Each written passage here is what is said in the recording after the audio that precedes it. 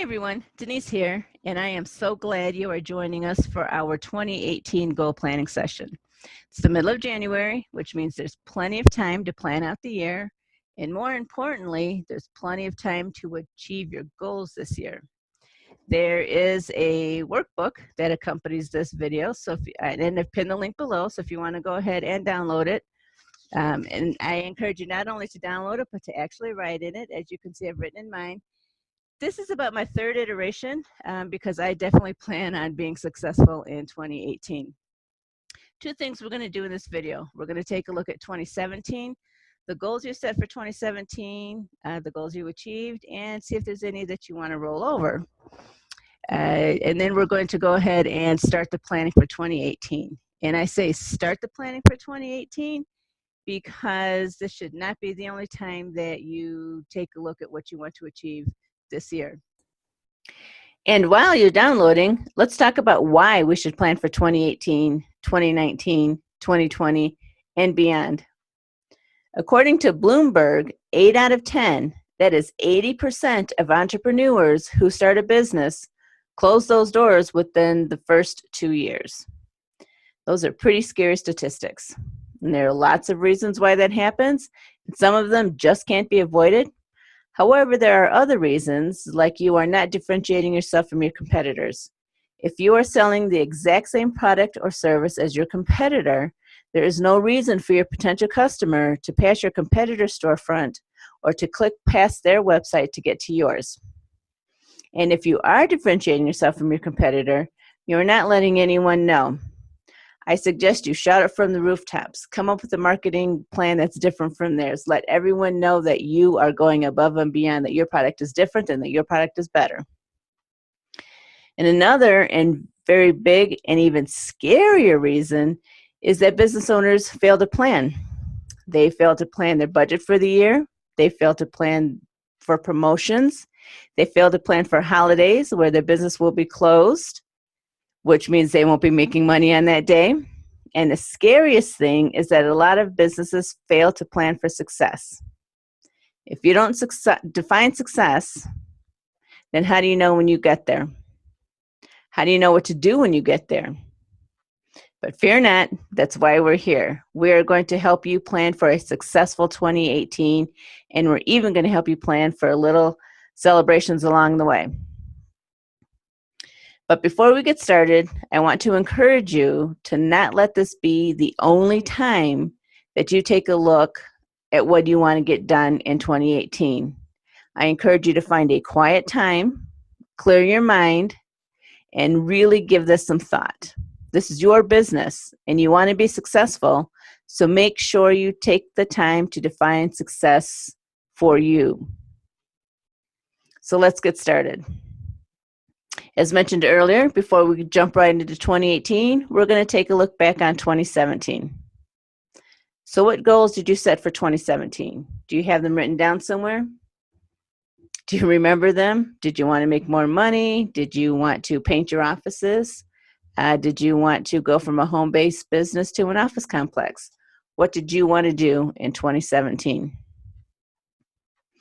And why did you want to do that in 2017? What were those goals going to do for you? How were they going to help you achieve your overall business strategy? And let me point out that knowing why is going to go a long way in determining if you need to continue to keep the goal or if you can call it done and move on. Are there any goals that you did not achieve in 2017? And if not, why? And which of those goals that were not achieved will you carry over to 2018? But let me caution you, before you just roll something over to 2018, stop and think about it. Why didn't you achieve it? And do you still need to achieve it? Have things changed in your business, which means that that goal is no longer needed? If you still want to accomplish it, go ahead and let's put it on your 2018 list. If your environment has changed and you no longer need to accomplish that goal, it is okay to put a check mark next to it and call it done. For the goals that you are going to roll over into 2018, what are you going to do differently to ensure that you meet those goals this time? And let's prepare for 2018. Okay, jumping into 2018. Think about the goals that you have for 2017. Write them down somewhere, keep them. And then here on 2018, if you notice in your workbook, we've only given you room for 3 goals. This is because you should only have 3 to 5 main goals, big goals that you want to get done. There, you could have smaller goals, but they should all feed up into your larger goal. In our Entrepreneur Success Forum, we do go into detail on how to break down a goal. And so I'm going to give you a quick sample here, because if you notice, we have goal number 1 and details to support that goal. In order to achieve it or make sure you achieve it, you need to break it down. So here we go. Example on how to break down a goal. 1, be really, really clear on what it is you want to get done. Is your goal to make more money this year? You need to define more money. Do you want to make $10,000 more in 2018 than you made in 2017? Do you want to make $100,000 more in 2018 than you did in 2017? Be really clear on what the goal is. And then break it down into smaller and actionable pieces. If you want to make $100,000 more this year than you did last year, what are you going to do in order to achieve that? Are you going to run more promotions? Are you going to find a speaking gig somewhere? What is it that you're going to do to achieve that goal? And then prioritize each item. Once you have all the actionable pieces or a very good list of all the actionable items that you want to get done, prioritize them so that you're not overwhelmed. You don't have to try to get everything done in a day, a week, or even a month. Having them prioritized helps you relax and breathe. It's so important. Give each item a target completion date. Without a target completion date, it's not an action item, it is just an idea. And I cannot stress this enough, review your goals periodically to ensure you are on target to realize them in 2018. I take a look at my action items once a week and my overall goals once a month to make sure that I am continuing to move forward. And every now and again, I do have to modify the list, and it is okay to do that, but you won't know that you need modifications if you're not taking a look. And here's an example of a goal that is broken down. So I personally want to write a book this year. Here are my action items to my goal of write a book. 1, I'm going to determine content and choose a draft title by the end of January. And then I'm going to conduct any additional research I need to do on the topic by February. You'll see I'm going to write chapters 1 through 4, or I intend to write chapters 1 through 4 by the end of March. And what I don't have in here is that once I'm done with chapters 1 through 4, I am going to send them to my proofreader so that she can get started on what she needs to do. And then I'm going to continue writing chapters 5 through 9 and go through the rest of the process and hopefully eventually publish my book by August 1st of 2018. I will continue to look at these goals or these action items once a week. Just to make sure that I am on target to meet them at the end of each month. So back to your goal planning. Goal number 1, you'll notice that, and detail support to support that goal. Again, I cannot stress enough, don't let this be the only time that you sit down to think about what you want to do for 2018. Find a quiet spot, clear your mind, and really give it some thought. When you have all your goals written down, make sure you prioritize them. And just because something says goal number 1 or it was the first thing you thought of does not necessarily mean it's priority number 1.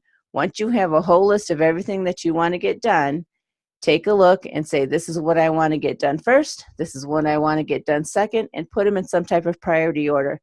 That way, if life happens, things come up, you at least you have a plan, you can take a look at your plan and stick to it. You notice we have some minor goals down here because if you're like me, you want to do more than 3 things this year. And then what you need to do, once you have all of your goals written and prioritize, is make sure that those goals meet your overall your overall business strategy.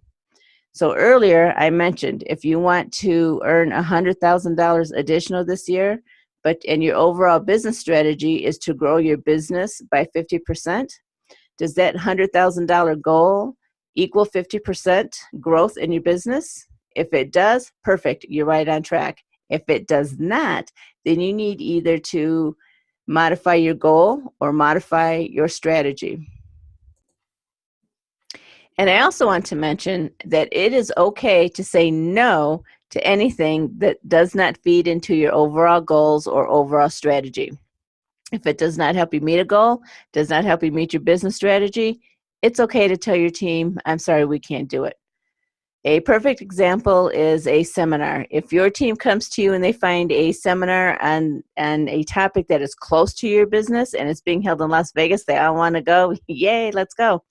Before you actually say yes, take a look at the content of that seminar and ask yourself, at the end of the day, at the end of the seminar, is what I learned going to help me achieve a goal or my overall business strategy? If the answer is no, then it is okay to say, I am sorry, guys, we just can't go this time. If you guys find another seminar, we'll take a look at it. But this seminar is not worth the company time or money because it does not help us move forward, even though it's being held in Las Vegas. And once you have all of that done, once you have your planning, your game plan together, let's talk about celebrations. And celebrations don't have to be big. They can be small but rewarding. You don't have to rent a hall and have a large party. You can go to the best steakhouse in the city. You can give yourself and your team a much needed day off without guilt. You don't need to shut down your business. You can break up the days off so there's always someone there to run your business. You can take a mini vacation to recharge yourself so you can start on your next goal. But make sure that you stop and smell the roses along the way. Make sure you stop to celebrate, not just that you've achieved a major goal, but that you've achieved little goals along the way, little milestones. Stop, take a breath, recharge, celebrate. And so those were the high-level steps to planning a successful 2018. In our Entrepreneur Success Forum, we do go into deep detail, so feel free to join us over there. In the meantime, let's recap. And even though this seems short and sweet, if it's done properly, this is going to take you some time. First of all, find a quiet time to do a full and meaningful planning session. Again, this is your business. Plan for success. Only roll over the relevant goals for 2018. If something is no longer relevant and no longer needs to be achieved, don't roll it over. Don't let it clutter your mind. Eliminate the chaos in your life by limiting your major goals to 5 or less. You can have minor goals, but your major goals should be 5 or less. That way you can focus and actually achieve them. Make sure you break down those goals into smaller and more actionable pieces, and then prioritize the action items as well as your goals. Make sure your goals fit into your overall business strategy. And if you don't have a strategy, come on over to the Entrepreneur Success Forum. We'll help you build one. And so important, make sure you celebrate your successes along the way. Don't always just be heads down. Make sure you stop, you take a breath, and you celebrate what you've already accomplished. Join us for our next webinar, which is creating a solid strategy for your business. We're going to take a look at how to take all of the goals that we have set for 2018 and make sure they fit into a strategy. If you don't have a strategy, we'll build one together. If you do have a strategy, we'll make sure that your goals and your strategies marry each other. I want to thank you for joining me today. This was a quick video. It was to get you a thought-provoking video to get you started on the planning process. I cannot stress enough, and we'll say one more time, please take time to sit down and do this with meaning. I want to thank everyone for joining me today, and most of all, I want to wish you a very successful 2018. Thanks, everyone, and have a very wonderful day.